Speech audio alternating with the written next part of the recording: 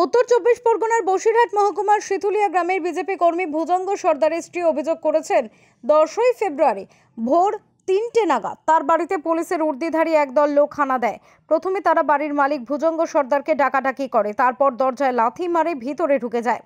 তার বাচ্চাকে কেড়ে নিয়ে জানলা দিয়ে ফেলে দেয় ওই মুখ ঢাকা দুষ্কৃতীরা। যেহেতু এখানে সরে এসেছিলাম, আবার এখানে এখানে মানে জানলাটা ছিল, কিন্তু এখানে জানলা যখন পুরো লোক ভর্তি হয়ে যায় আমি বুঝাতে, আর বাচ্চা আমার কোলে ছিল, তখন বাচ্চাটাকে এখান থেকে হাত মেরে টেনেছিল।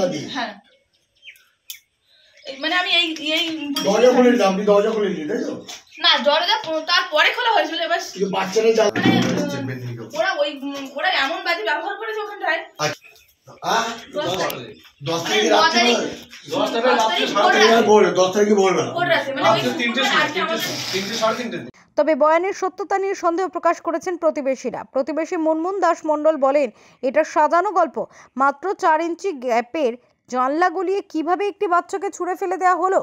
এর পিছনে রাজনৈতিক অভিসন্ধি রয়েছে এবং সন্দেশখালীকে কালিমা লিপ্ত করতে বিরোধীরা নাটক করছেন বলেও দাবি করেন তিনি।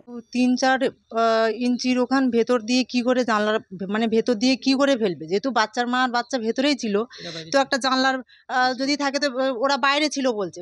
বারবার আমরা খবরে কি দেখছি যে উনি বলছে, মানে শিশুটির মা বলছে যে আমার বাচ্চা আমি কোলে নিয়ে আমি জানলার পাশে ছিলাম। তো কোন দিকে ছিলাম? না, বাঁ দিকে ঘুরেছিলাম।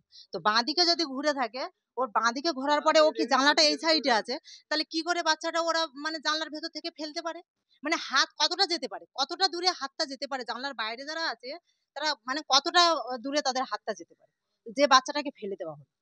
ইতিমধ্যে জাতীয় মহিলা সুরক্ষা কমিশন এবং শিশু সুরক্ষা কমিশন এসে তদন্ত করেছে। বসিরহাট পুলিশ জেলার পক্ষ থেকে তার বাড়িতে পুলিশের প্রহরা বসানো হয়েছে। কোনো আঘাতের চিহ্ন নেই সেই আক্রান্ত শিশুর দেহে।